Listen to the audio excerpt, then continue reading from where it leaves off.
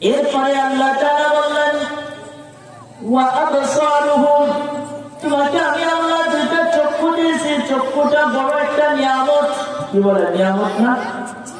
চোখ যে কি বড় নিয়ামত, এটা একজন অন্ধ মানুষকে যদি জিজ্ঞেস করেন কি ভাই আপনার কাছে কেমন মনে হয়, আপনার যে দুইটা চক্ষু নেই, ওই অন্ধ ব্যক্তিটাই তার অনুভূতিটা প্রকাশ করতে পারে যে চোখ কি নিয়ামত, চোখ কত বড় আল্লাহ তাআলার কুদরতি নিয়ামত। সুবহানাল্লাহ।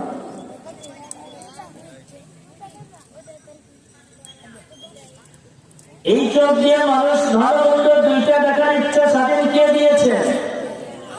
জোরে বলেন। চোখ কে দিয়েছেন? চোখের আলো কে দিয়েছে? নাকি আপনি দিয়েছেন? ডাক্তার দিয়েছে? সায়েন্স দিয়েছে? বিজ্ঞান দিয়েছে? কে দিয়েছে?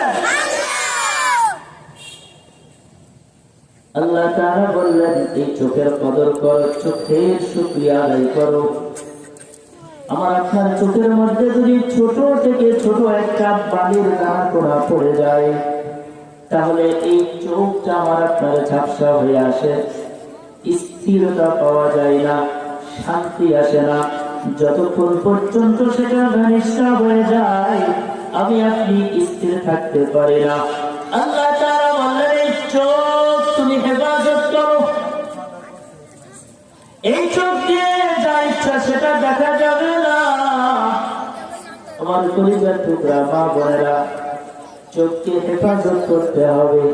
ও কলিজার টুকরা যুবকরা, চোখকে হেফাজত করতে হবে। চোখের গুনার কারণে অনেক মানুষ জাহান্নামে চলে যাবে।